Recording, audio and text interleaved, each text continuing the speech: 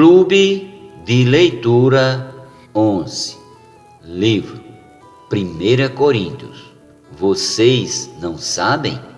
Capítulo 4.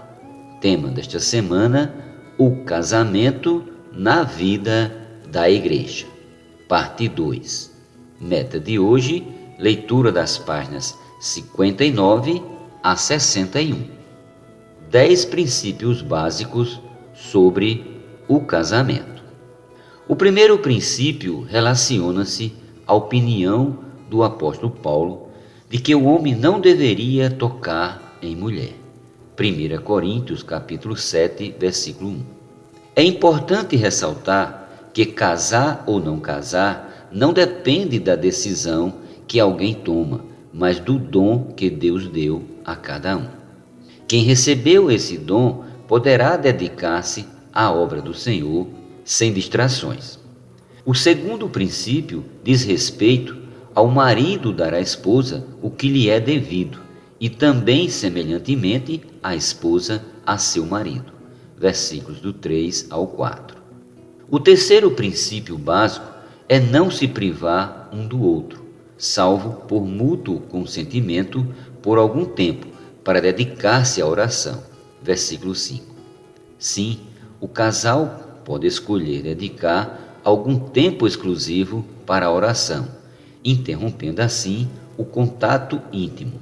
Mas devido à fraqueza da carne, os casais não devem privar-se um do outro por muito tempo, pois isso pode deixar uma porta aberta para o inimigo de Deus agir.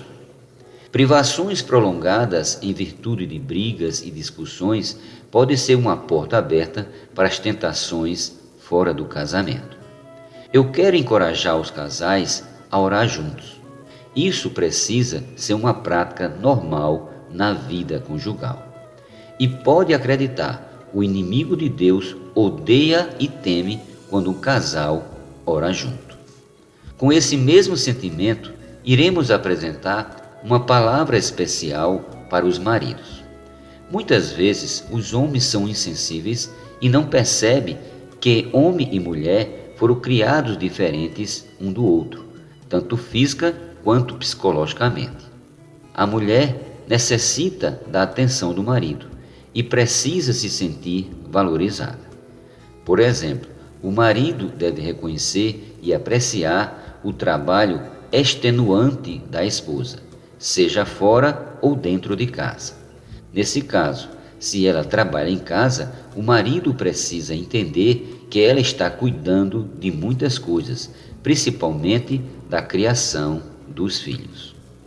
Maridos, valorize sua esposa, tratando-a com dignidade. 1 Pedro capítulo 3, versículo 7. Ao chegar em casa, não a ignore. Em vez de ficar assistindo ao noticiário, ajude nas tarefas domésticas, senão você correrá o risco de prejudicar seu relacionamento conjugal e até mesmo a vida íntima com sua esposa. Deus deseja que sejamos praticantes de sua palavra, começando pela nossa própria casa. Tiago, capítulo 1, versículo 22 e 1 Timóteo, capítulo 5, versículo 8.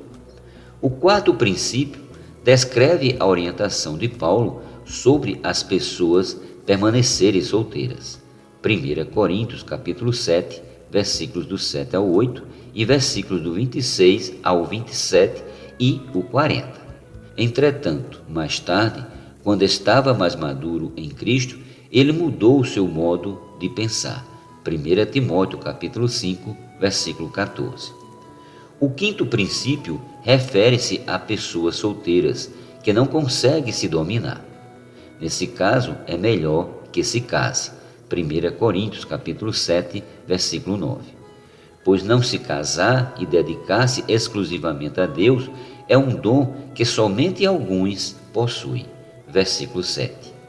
O sexto princípio relaciona-se aos crentes que são casados com incrédulos. Se o incrédulo consente em morar com o crente, este não deve abandoná-lo. Fazendo assim, o incrédulo poderá ser salvo. Versículos do 12 ao 14 e 16. Graças ao Senhor, há vários testemunhos de pessoas que se converteram dessa maneira. O sétimo princípio mostra que cada um deve permanecer na condição em que foi chamado. Versículos 17, 20 e 24. O crente não deve forçar uma situação para separar-se do cônjuge. Antes, deve se submeter à vontade de Deus, pois Ele sabe todas as coisas. Você está casado? Permaneça casado. Você está solteiro? Deus vai preparar alguém para você. E quando chegar o momento certo, você saberá. O oitavo princípio refere-se a cuidar dos interesses do Senhor. Isso é crucial para o sucesso de um casamento.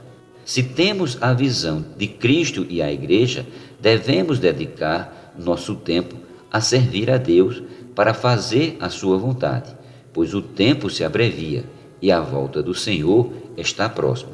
1 Coríntios capítulo 7, versículos do 29 ao 31.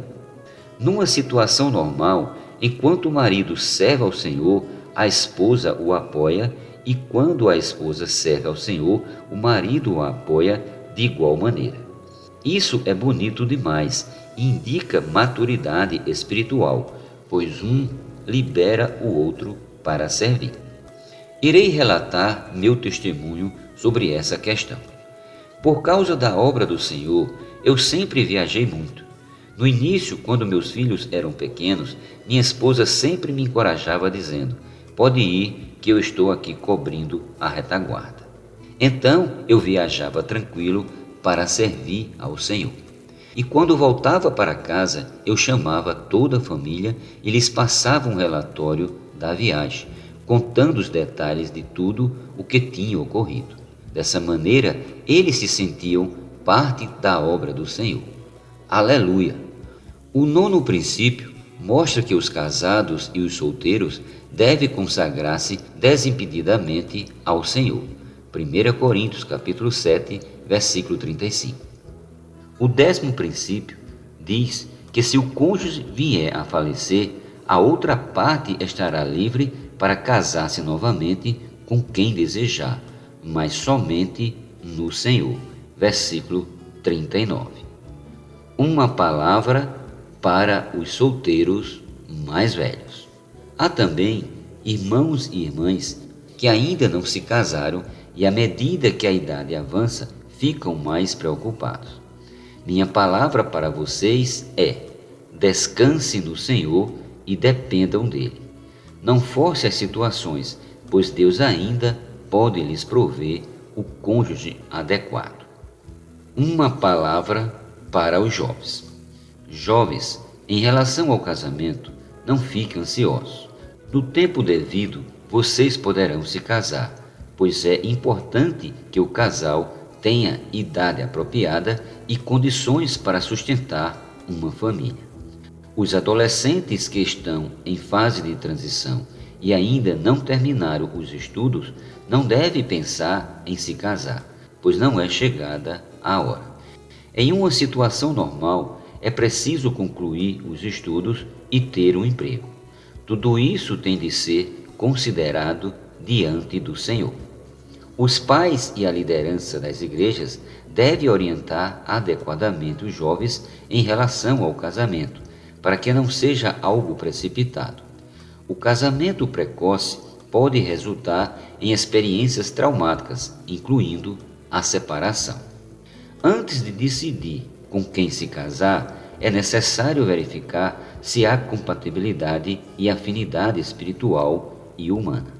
Por exemplo, o noivo adora crianças e a noiva não. Apesar de se amarem, o casamento poderá ter problemas caso ele queira ter filhos e ela não tenha esse desejo. Por estarem apaixonados, eles podem pensar que conseguirão suportar tudo. Porém, mais tarde, no dia a dia, as dificuldades surgirão. Por isso tudo tem de ser considerado.